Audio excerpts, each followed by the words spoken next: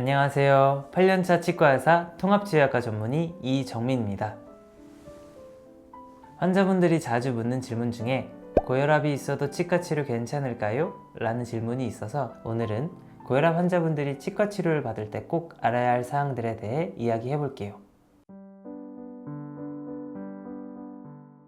네, 고혈압이 있어도 관리가 된다면 가능합니다.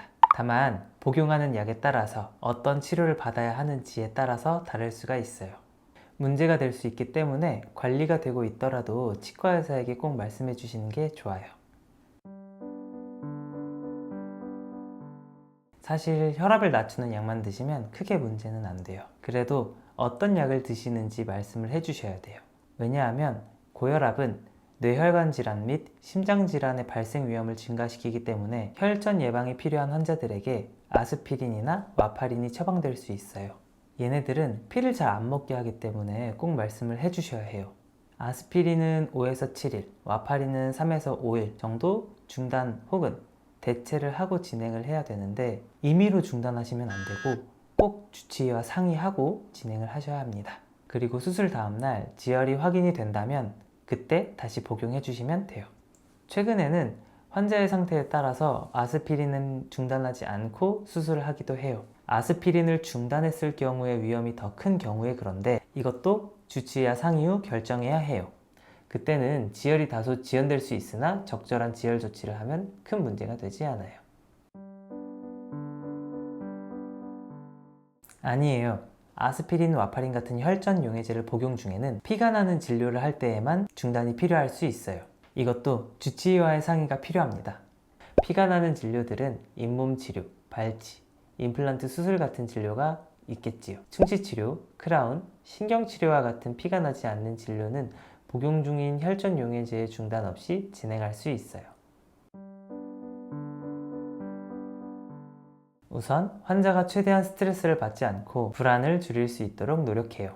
오래 걸리는 진료는 여러 번에 나눠서 짧게 치료하고 치료 중 불안을 보이신다면 중단하고 좀 쉬었다가 진행하기도 해요. 너무 불안해 하신다면 항불안제를 처방해 드릴 수도 있어요. 치과에서 사용하는 마취제 안에 혈압을 상승시키는 물질이 있기 때문에 고혈압 환자들에게는 마취제를 제한적으로 사용하고 있어요.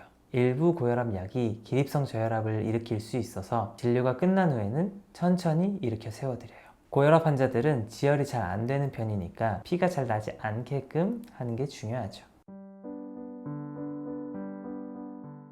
안 아프면 스트레스도 적고 불안하지도 않겠죠? 사실 마취만 잘 되면 치과 치료할 때 아픈 거는 없어요. 그 마취를 안 아프게 하려면 통증 저감 마취기를 사용하거나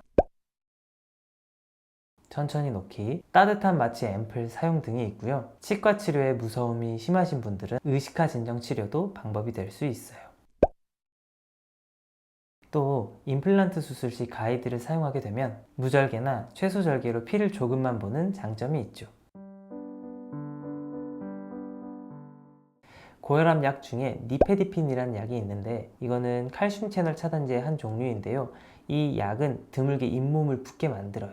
치과에서 잇몸 치료도 했는데 잇몸이 부은 게 가라앉지 않는다면 이런 약 때문일 가능성이 있습니다.